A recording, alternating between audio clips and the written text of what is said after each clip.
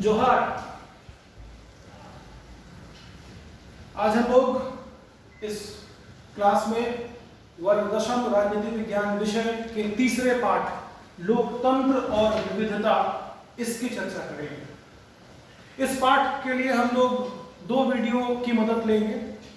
आज के इस वीडियो में हम लोग किन किन बातों को प्रमुखता से समझेंगे उसकी चर्चा करेंगे। उसके पहले थोड़ा आप अपने आप को इस पाठ का जो शीर्षक है लोकतंत्र और विविधता, इस शीर्षक से जरा अपने आप को कनेक्ट करने की कोशिश कीजिए। आपको पता है आपकी ये जो पुस्तक है वर्ग दशम की राजनीति विज्ञान की जो पाठ्य पुस्तक है लोकतांत्रिक राजनीति भाग 2, आपको मालूम है इसमें हम लोगों को लोकतंत्र के बारे में ही जानना है, लोकतंत्र के तमाम आयामों के बारे में जानना है।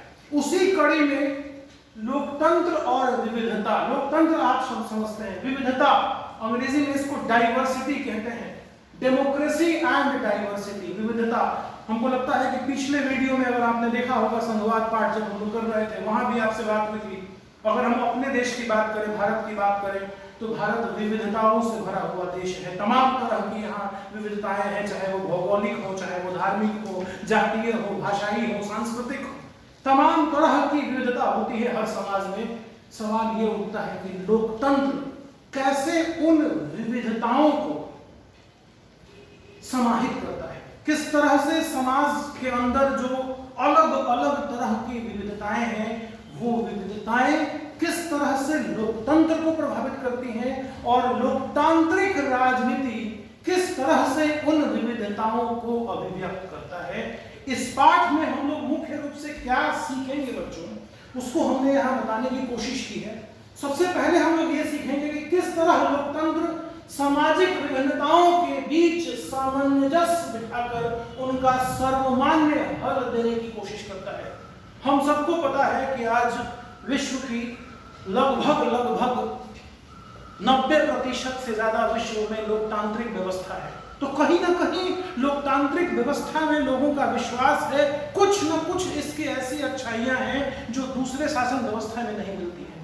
लोकतंत्र की जो अच्छाइयां हैं उसमें एक बात तो ये भी है कि लोकतंत्र सामाजिक विविधताओं के बीच सामंजस्य बिठाता है और उनका सर्वमान्य हल निकालने की कोशिश करता है। इस बात को हम लोग सीखेंगे कि ये कैसे हो पाता है कि ये जो समाज में अलग अलग तरह की विभिन्नताएं हैं, विविधताओं से भरा हुआ समाज है, अलग अलग समूह के लोगों की अलग अलग आकांक्षाएं हैं, अलग अलग अपेक्षाएं हैं, अलग अलग आवश्यकताएं हैं, किस प्रकार से लोकतंत्र और कई बार लोगों के बीच की जो अपेक्षाएं हैं, उनकी जो आवश्यकताएं हैं, वो कई बार टकराव भी एक दूसरे के साथ उनका हो जाता है। किस तरह से लोकतंत्र उसके बीच सामंजस्य बिठाता है और कैसे उसका सर्वमान्य हल देने की कोशिश करता है।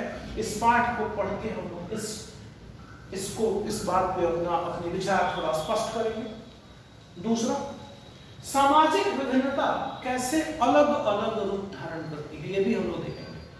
किस किस रूप में सामाजिक विभिन्नताएं सामने आती हैं, किस किस तरह से सामाजिक विभिन्नताएं लोकतंत्र में सामने आती हैं, इसको भी हम लोग समझ पाएंगे। और तीसरी जो मुख्य बात है, सामाजिक विभिन्नता और लोकतांत्रिक राजनीति किस तरह एक दूसरे को प्रभावित करते हैं। हमको लगता है कि अभी हो सकता है कि इन बिंदुओं पर बहुत ज्यादा स्पष्टता आपको महसूस नहीं हो रही हो। जैसे जैसे हम लोग आगे पाठ को बढ़ाएंगे हम उम्मीद करते हैं कि आप निश्चित इस बात को समझ लेंगे। बहरहाल पाठ क्या है, लोकतंत्र और विविधता। इस पाठ को पढ़कर हम लोग मुख्य रूप से किन बिंदुओं पर अपने विचार को स्पष्ट कर पाएंगे वो आपके सामने है। जल्दी से एक चीज और आपको स्पष्ट कर दें कि इस पाठ में किन बिंदुओं पर हमको चर्चा करनी है, मतलब इस पाठ के मेन टॉपिक्स क्या क्या होंगे अगर हम उसको कहें तो आप देखिएगा हमने 5 टॉपिक्स को यहाँ पर आपके सामने रखा है। आप जरूर इस बात को समझ लें कि हमको इन सारे पॉइंट्स के ऊपर, इन सारे टॉपिक्स के ऊपर बात करनी है और तब जाकर के हम इस पूरे पाठ को समग्रता से समझ पाएंगे। सबसे पहले इस पाठ की शुरुआत एक घटना से होती है और वो घटना 1968 की है, मेक्सिको ओलंपिक की। तो मेक्सिको ओलंपिक की एक घटना, सबसे पहले हम लोग उस बात को समझेंगे और उसी घटना से हम लोकतंत्र और विविधता की चर्चा को आगे बढ़ाएंगे। तो पहला काम करना है कि हमको मेक्सिको ओलंपिक की एक घटना, इसके बारे में बात करेंगे। दूसरा समानता, असमानताएं और विभाजन। इस पे चर्चा करेंगे हम लोग कि समानता क्या है, असमानता क्या है और विभाजन क्या है, सामाजिक विभाजन क्या है, इस बिंदु पर चर्चा होगी। तीसरा है विभिन्नताओं में सामंजस्य और टकराव। यहां आपसे बात हो रही थी कि किस तरह से लोकतंत्र सामाजिक विभिन्नताओं के बीच सामंजस्य बिठाता है। तो विभिन्नताओं में सामंजस्य या टकराव ये कैसे हो पाता है, इसको समझेंगे। चौथा सामाजिक विभाजनों की राजनीति और पांचवा बिंदु है सामाजिक विभाजनों की राजनीति के परिणाम तय करने वाले कारक कौन से। हम कोशिश करेंगे कि आज के वीडियो में हम लोग पहला, दूसरा और तीसरा इन 3 पॉइंट्स के ऊपर अपना डिस्कशन कंप्लीट करेंगे। बाकी के जो 2 बिंदु हैं इसके लिए हम लोग एक और वीडियो में उसके बारे में बात करेंगे। चलिए, लोकतंत्र और विविधता, इस पाठ में जो सबसे पहला काम हमको करना है वो एक घटना से हम इस पाठ को समझने की कोशिश करेंगे। मेक्सिको ओलंपिक, आपको पता है अभी भी ओलंपिक चर्चा में है। 2020 में जो ओलंपिक होने वाला था टोक्यो में, किसी कारण कोरोना की वजह से टल गया। 2021 में अब वो जापान में होने वाला है। तो वैसे ही 1968 में ओलंपिक गेम्स हुए थे। कहाँ पे हुए थे? मेक्सिको में। उस मेक्सिको ओलंपिक से संबंधित एक घटना है, उसको जरा हम लोग समझेंगे। लेकिन उसको समझने के पहले 3 यहाँ पे महत्वपूर्ण टर्म है, जरा आप उसको समझ लीजिए। उसके बाद हम लोग उस मेक्सिको ओलंपिक की घटना के बारे में बात करेंगे। 3 महत्वपूर्ण टर्म है, उसको समझ लीजिए। आफ्रो अमेरिकी, आफ्रो अमेरिकी ये किसको कहेंगे? तो आपने देखा होगा, कई बार आप अमेरिका के लोगों को देखते होंगे तो बहुत सारे श्वेत और कुछ अश्वेत लोग भी दिखते हैं, है ना, जिसको अंग्रेजी में व्हाइट्स और ब्लैक्स कहते हैं। तो अश्वेत लोग जो आपको दिखते होंगे, कई बार आप देखिएगा बहुत सारे अमेरिका का बास्केटबॉल वगैरह का मैच देखिएगा या किसी कई बार उनके एथलेटिक्स टीम के खिलाड़ी होते हैं, ज्यादातर उसमें वो अश्वेत लोग होते हैं, वो अफ्रो अमेरिकी लोग हैं। और ये अफ्रो अमेरिकी कौन है? ये अमेरिकी हैं, आज की तारीख में वो अमेरिकी हैं, लेकिन ये वो लोग हैं जिनके पूर्वज 17वीं 18वीं 19वीं शताब्दी में अफ्रीका से गुलाम के रूप में उनको अमेरिका लाया गया था। गुलाम के रूप में अफ्रीका से उनको अमेरिका लाया गया था और फिर पीढ़ी दर पीढ़ी वो वहीं पर बसते रह गए और उन्हीं की जो संतानें हैं, उन्हीं की जो संतति है, आज उसको हम लोग अफ्रो अमेरिकी कहते हैं। तो अफ्रो अमेरिकी आप समझ रहे हैं। दूसरा है नागरिक अधिकार आंदोलन, और इस आंदोलन की अवधि रही 1954 से लेकर 1968 के बीच। ये जो अफ्रो अमेरिकी थे, आपको मालूम है, ये ब्लैक्स या अश्वेत लोग, बहुत सारे ऐसे कानून थे अमेरिका में जो श्वेत और अश्वेत लोगों के बीच, मतलब नस्ल के आधार पर, अंग्रेजी में जिसको रेशियल डिस्क्रिमिनेशन कहते हैं, नस्ल के आधार पर भेदभाव करने वाले कई सारे कानून थे। मतलब श्वेत लोगों के लिए गोरे लोगों के लिए कुछ और कानून और काले लोगों के लिए, अश्वेत के लिए कुछ और कानून। मतलब कहीं ना कहीं नस्ल के आधार पर अलग अलग तरह के कानून थे, भेदभाव होता था और कहीं ना कहीं इससे जो अश्वेत लोग थे वो परेशान थे। तो एक आंदोलन शुरू हुआ 1954 में और इस आंदोलन के प्रणेता रहे मार्टिन लूथर किंग जूनियर। ये नाम याद रखेंगे, मार्टिन लूथर किंग जूनियर कहा जाता है उनके बारे में। कहीं ना कहीं वो महात्मा गांधी से बहुत ज्यादा प्रभावित रहे थे। और आप समझते हैं कि महात्मा गांधी से अगर कोई प्रभावित होगा तो उनके तरीके से प्रभावित होगा। महात्मा गांधी का तरीका क्या था? अहिंसा। तो ये जो आंदोलन था, नागरिक अधिकार आंदोलन, जो 1954 से 1968 के बीच चला, जिसके प्रणेता मार्टिन लूथर किंग जूनियर थे, ये एक अहिंसक आंदोलन था, नॉन वायलेंट मूवमेंट था। और इस आंदोलन का मुख्य उद्देश्य क्या था कि अमेरिका में नस्ल के आधार पर जो भेदभाव करने वाले कानून थे, उन कानूनों को समाप्त किया। दूसरा अश्वेत, तीसरा पॉइंट है अश्वेत शक्ति आंदोलन, ब्लैक पावर मूवमेंट कहते हैं। 1966 से 1975 के बीच में ये आंदोलन चला था, अश्वेत शक्ति आंदोलन। जैसा आपको कुछ जरूर जानकारी होगी हमारे देश के स्वाधीनता आंदोलन के बारे में। आपको पता है कि बहुत सारे ऐसे भी लोग, जैसे महात्मा गांधी की अगर बात करें तो वो तो अहिंसा के रास्ते से देश को आजादी दिलाने का प्रयास करते थे, लेकिन उसी समय आपको पता था कि कुछ ऐसे भी तो लोग थे जो किसी भी तरह से, चाहे हिंसा का ही सहारा क्यों न लेना पड़े, लेकिन वो देश की आजादी चाहते थे। ठीक है, उसी तरह से अमेरिका में भी नागरिक अधिकार आंदोलन, civil movement, civil rights movement, वो एक अहिंसक आंदोलन था, लेकिन फिर एक अश्वेत शक्ति आंदोलन भी शुरू हो गया। इस आंदोलन का भी उद्देश्य वही था कि गोरे और काले लोगों के बीच जो भेदभाव करने वाले कानून है उसको खत्म किया जाए, लेकिन ये हिंसक आंदोलन था। मतलब इस आंदोलन से जुड़े लोग वो हिंसा से सहारा लेने से भी उनको कोई परेशानी नहीं थी, हर हाल में वो परिणाम चाहते थे, चाहे हिंसा के साथ सहारा क्यों नहीं। तो ये तीन मुख्य रूप से ये तीन टर्म्स थे। वापस आते हैं मेक्सिको ओलंपिक की कहानी। मेक्सिको ओलंपिक 1968, मेक्सिको ओलंपिक में एक 200 मीटर दौड़, और वो जब दौड़ कंप्लीट हुई, उसका जब रिजल्ट आया, तो आपने देखा होगा कई बार जब ओलंपिक में जब कोई भी प्रतियोगिता समाप्त होती है तो उसके बाद उसके जो विजेता होते हैं उनको विक्ट्री पोडियम पे बुलाया जाता है, खड़े होते हैं वो लोग।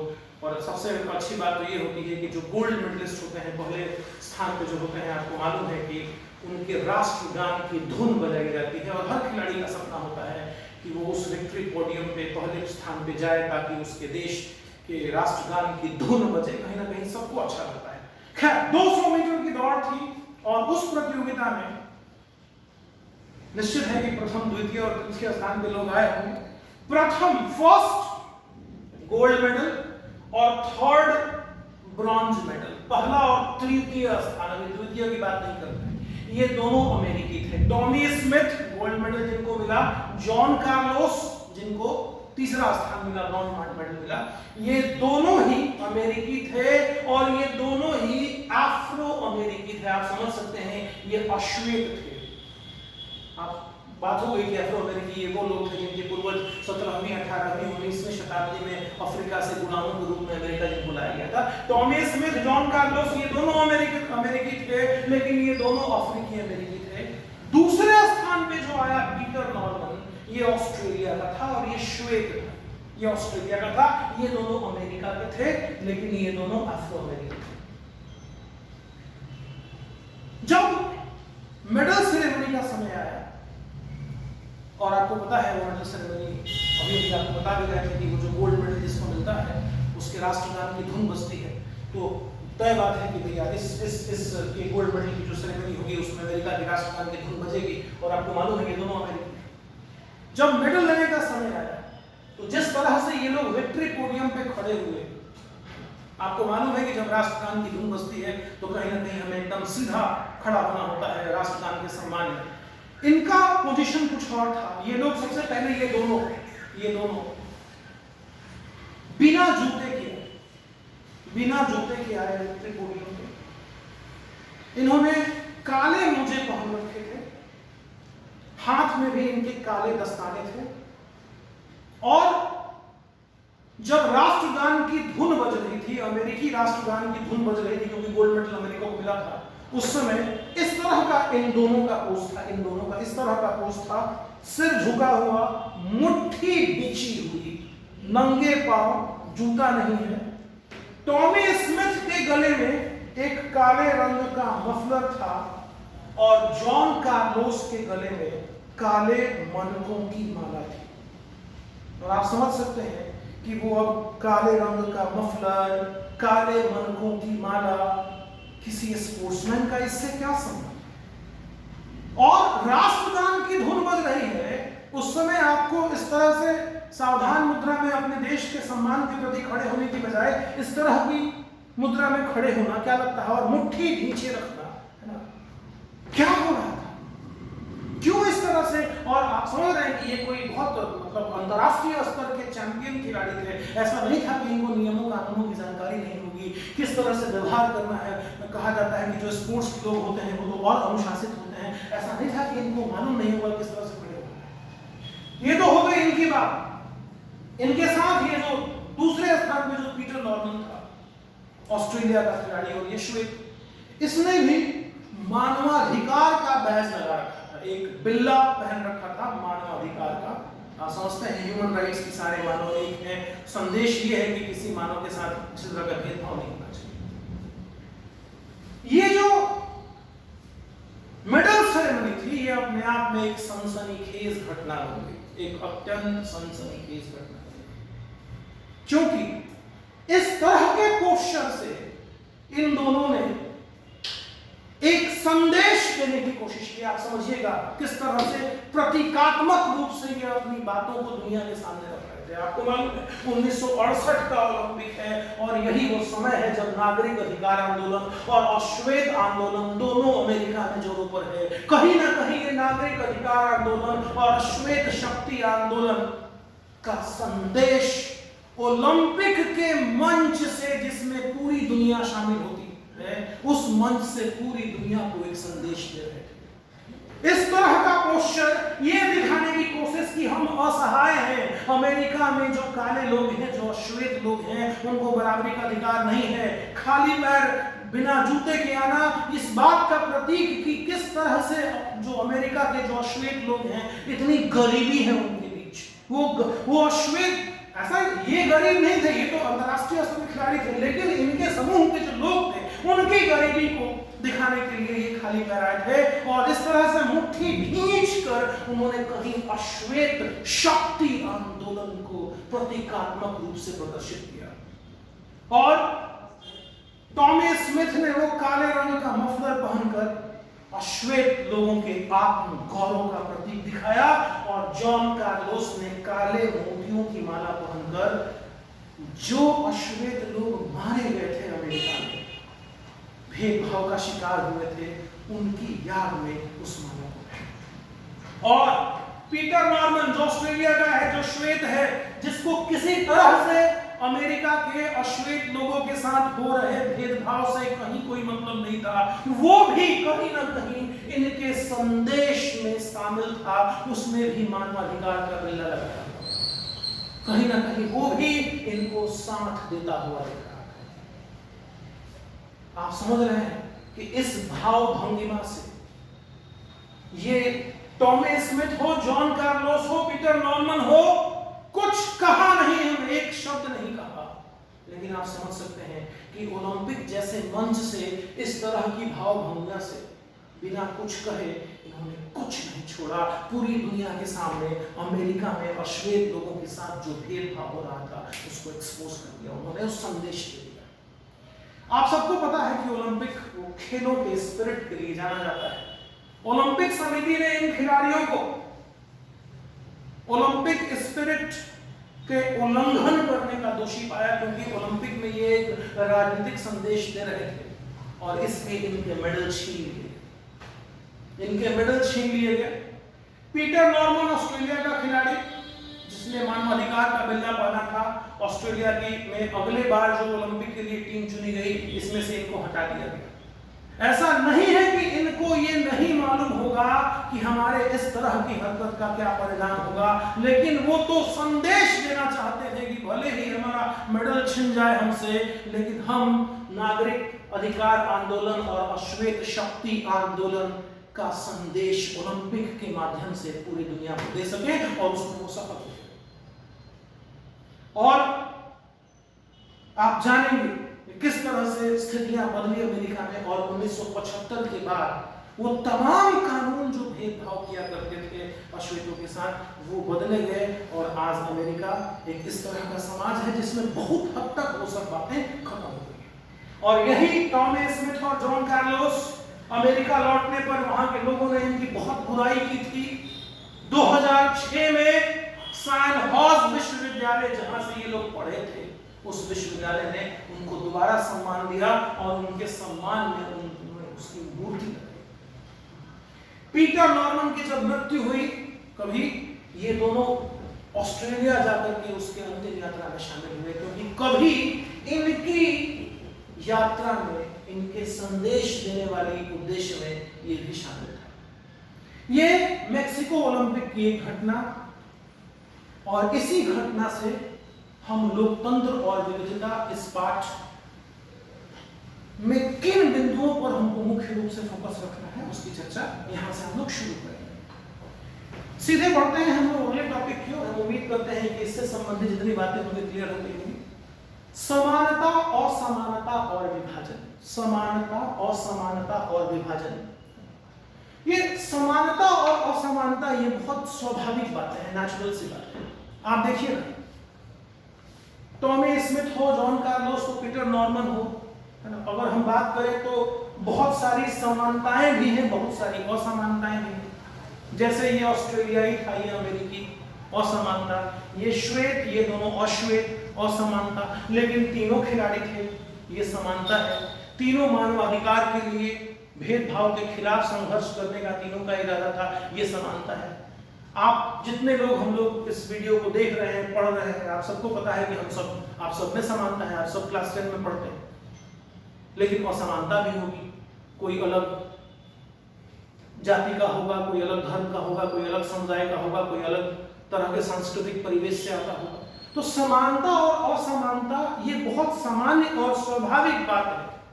लेकिन विभाजन ये थोड़ा खतरनाक स्थिति है। विभाजन ये अगर स्थिति आ जाए तो फिर यहाँ पर कहीं ना कहीं कुछ खतरा की बात समझ में आती है। जब तक समानता और असमानता है ये बिल्कुल स्वाभाविक है, और कहीं भी आप अपने घर में देखिए ना, आप अपने घर में लोगों के बीच समानता पाएंगे और असमानता भी पाएंगे।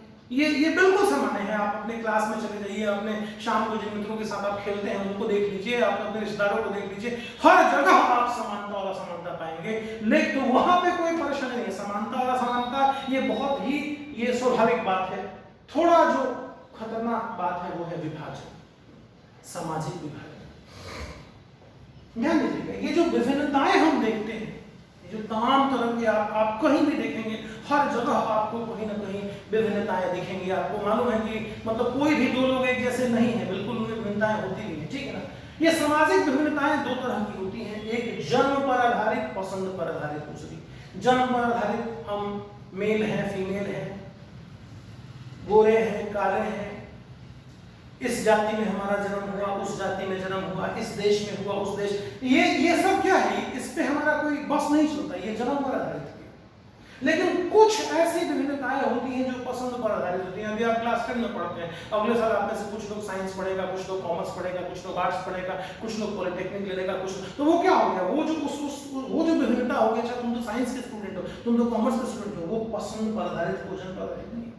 आप में से कोई किसी खास खेल में आगे बढ़ेगा, कोई किसी खास तरह की कला में आगे बढ़ेगा, तो वो सब पसंद पर आधारित विभिन्नता है। तो सामाजिक विभिन्नताएं दो तरह की हो सकती हैं। सामाजिक विभिन्नताओं की उत्पत्ति दो तरह से हो सकती है, जन्म पर आधारित और पसंद पर आधारित। एक महत्वपूर्ण बात यह है कि हर सामाजिक विभिन्नता सामाजिक विभाजन का रूप नहीं लेती। ध्यान दीजिए, सामाजिक विभिन्नता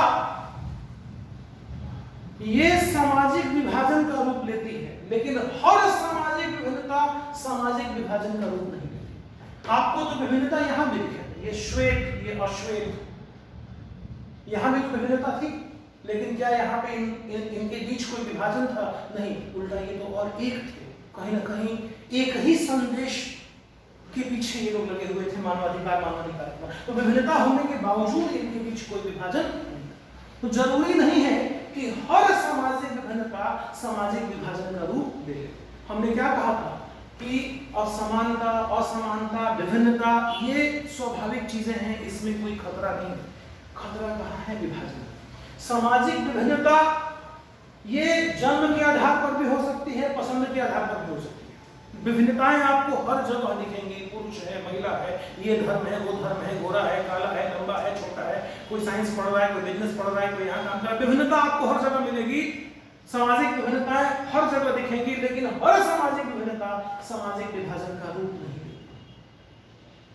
क्या होता है कि कभी ऐसी परिस्थितियां बनती हैं कि विभिन्नताओं में सामंजस्य हो जाता है, और कभी ऐसी परिस्थितियां बनती हैं कि विभिन्नताओं में टकराव उत्पन्न होता है।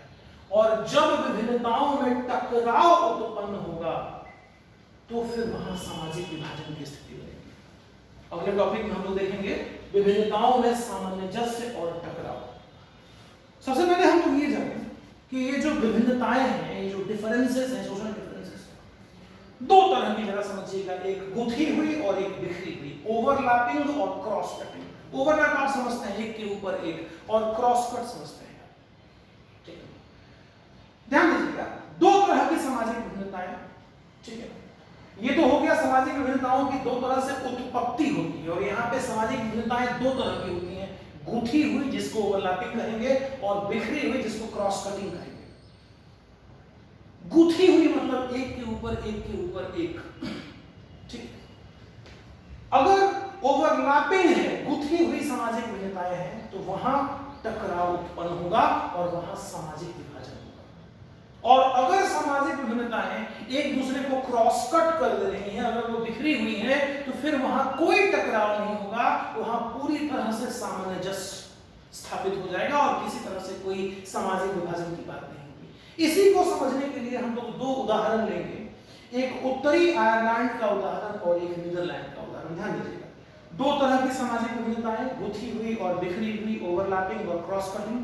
क्या कहा, ये जो गुथी हुई विभिन्नताएं हैं इससे टकराव उत्पन्न होता है और वो सामाजिक विभाजन का रूप लेता है। लेकिन जो बिखरी हुई क्रॉस कटिंग डिफरेंसेस जो है उसमें कहीं कोई खतरा नहीं होगा, क्योंकि वहां तो सामंजस्य स्थापित हो जाता है और कोई टकराव नहीं। इसको समझने के लिए दो उदाहरण, उत्तरी आयरलैंड और नीदरलैंड। आप देखिएगा, ये जो दोनों ही देश हैं, इस दोनों ही देश में जो जनसंख्या है वो दो समूहों में बंटी हुई है, कैथोलिक और प्रोटेस्टेंट। यहाँ भी कुछ लोग कैथोलिक हैं, कुछ लोग प्रोटेस्टेंट हैं, यहाँ भी कुछ लोग कैथोलिक हैं, कुछ लोग प्रोटेस्टेंट हैं। आपको मालूम है कैथोलिक और प्रोटेस्टेंट ये ईसाई धर्म, क्रिश्चियन धर्म के दो अलग अलग समुदाय हैं।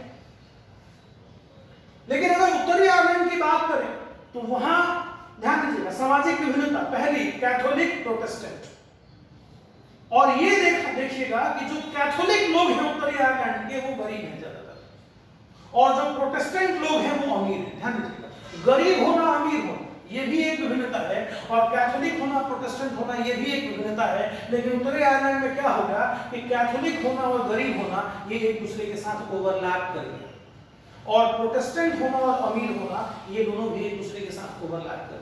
मतलब आप देख रहे हैं कि ये दो अलग अलग विभिन्नताएं एक दूसरे के साथ गुथ गई, ओवरलैप कर गई।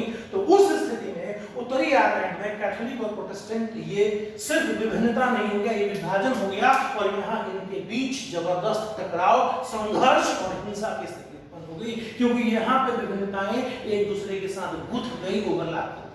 नीदरलैंड में देखिएगा कि वहां की भी जनसंख्या में कुछ लोग कैथोलिक हैं, कुछ लोग प्रोटेस्टेंट हैं, लेकिन कैथोलिक में भी गरीब अमीर हैं, प्रोटेस्टेंट में भी गरीब अमीर हैं। मतलब कुछ कैथोलिक भी अमीर, कुछ प्रोटेस्टेंट भी अमीर, कुछ कैथोलिक भी गरीब, कुछ प्रोटेस्टेंट भी गरीब। तो यहाँ पे इस तरह का कोई ओवरलैपिंग नहीं हुआ।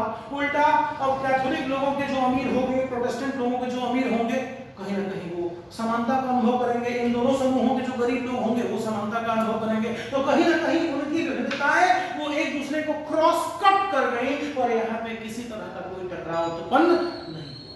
तो जो सामुदायिक विभिन्नता उत्तरी आयरलैंड में टकराव का रूप ले लिया, हिंसक बन गया नीदरलैंड में, उसका कहीं कोई असर नहीं हुआ, क्योंकि वहां पे वो सामंजस्य था। तो चलिए आज के वीडियो में इतना ही। हम उम्मीद करेंगे कि आप स्क्रीन बोर्ड पे जो चीजें हैं इसका एक स्क्रीनशॉट ले लेंगे, और अगले वीडियो में हम लोग बाकी के जो टॉपिक्स हैं उनको क्लियर करेंगे। धन्यवाद।